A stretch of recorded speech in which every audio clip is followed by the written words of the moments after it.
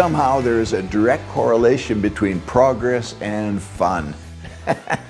And so we're at a turning point here with this 49 Chevy 06 Cadillac merge car, where we are finished kind of the rough, basic, dirty underbelly, all of that work, the measuring and the cutting to get everything to fit, and the planning and all that time-consuming stuff. And we've got a lot of the basic welding done now across the back, the tail end and the fenders and that kind of stuff.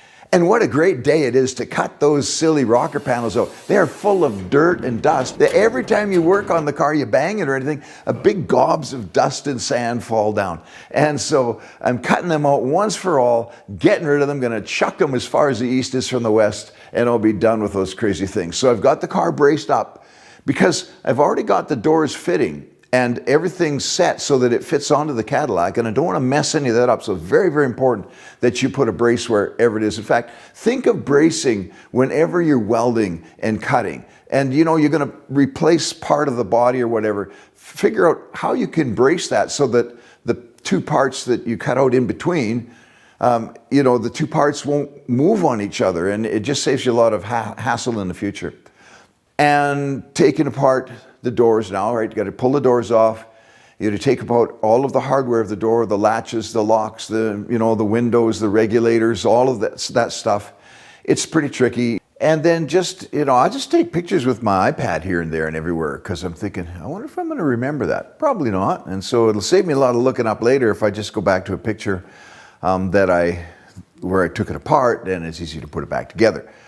Learning how to take those inside door handles and window cranks off is so much fun. So that black flat piece of metal in my hand is the official tool for removing old Chevy doorknobs, door handles. Yeah, forget it. And the theory behind it is that there's two fingers that'll go in and push this little pin out of its groove. But you can't get that black metal to grab this clip. Okay, so when you put the clip in place, it snaps into that groove. Well, you can hardly even see the thing. Like, how are you going to grab this? You can't. So I have a better trick. First thing is assembling. When they assemble these, you put the clip into the door handle. This is a window crank, actually, and this is the door opener. But it's the same fitting, so we're just going to use it for example. And then basically all of this goes inside the door, right? And this protrudes through a hole in the door. You put that into the door, you put the upholstery on, and this protrudes through the upholstery as well. And then basically you just push this on and snap it on, and there you have it in place. Okay, so the trick comes then when you're trying to take it off. And you've got a bunch of upholstery in here, you got that cardboard stuff, you've got padding, and none of that, you've got a big spring that's all pushing the upholstery against the back of the doorknob or the window winder to make it look nice, right? Hold it out there flat. So the deal is you got to get in there and pull that pin out. You can't see it. You just can't see it. I mean, there's so much stuff. There's that big tin washer thing too, getting in the way. I've tried sticking flashlights in there and mirrors and all that kind of stuff. So the deal is, you look at it when it's apart like this, or look at the one I'm using here for an example. And basically what you've got to do is you've got to get that pin lifted out of that crack, just a little bit to get started. Okay, I made two tools. I didn't make them, I bought them. And then just bent this one. Okay, and that little hook is about the thickness of a toothpick. Okay, so it's just enough to grab onto that little spring, and you don't want it too wide because you got to stuff it in between the window winder or the door handle and all of that upholstery. So two steps basically. First one, feel down in there. Okay, so you're looking at about this angle, right, on the window winder, and so you're going to put this in there. You can feel in the back if you come around until that drops into there. So you push that out, spring comes out at the front, come in with the other tool, and you can pull it. And basically you're feeling around the whole time, and you pull it until you got it out, Keep your hand over it so it doesn't take off.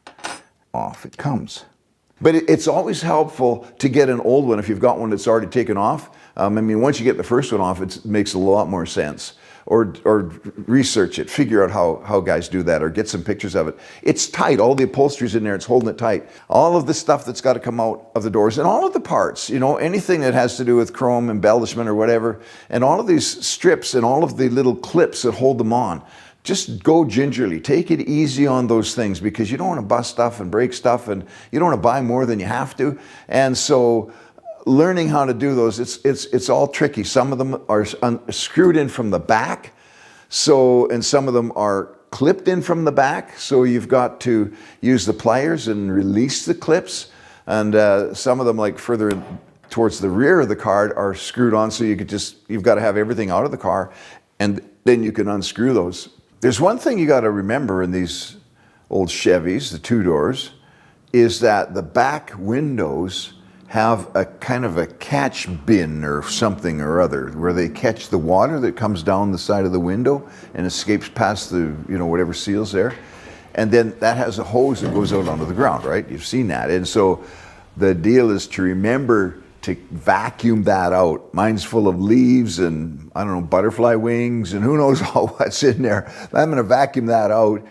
Then we get to the sealing part. You've got to number these hoops before you take them down, okay? Now, this car is nothing but a bit of rag hanging in here and there, and dust and mouse crap and stuff like that everywhere.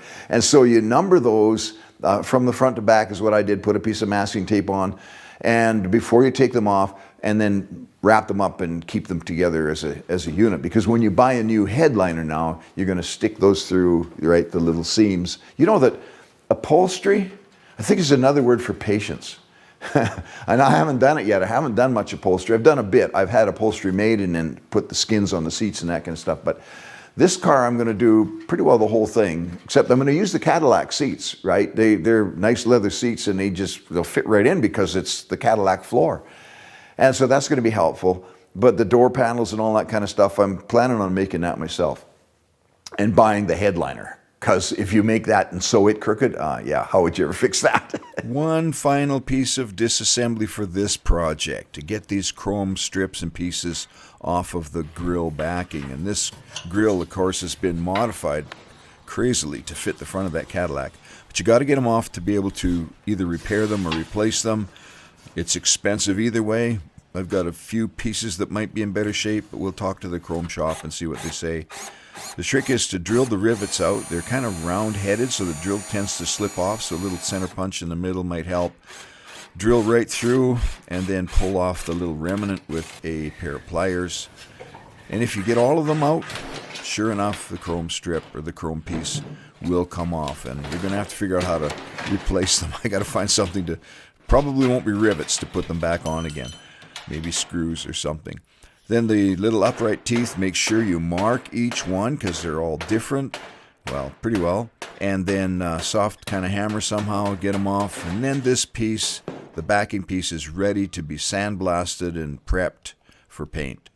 Now there's another thing that I want to mention in this episode, and that is that at this point in time, you have to begin to plan and research, find out, figure out, order parts and stuff that you're going to need to go on into the future to continue building. Especially when we're in Canada, because most of the stuff that we need is in the States, and the only way to get it is to order it online, and sometimes it'll take 2 weeks, or sometimes it'll take a month. If it's coming from China, it takes at least a month. And it's good to have that whole process ahead of time. But you know what I find is I spend hours researching and looking for the stuff and trying to find a good price and trying to find a good quality.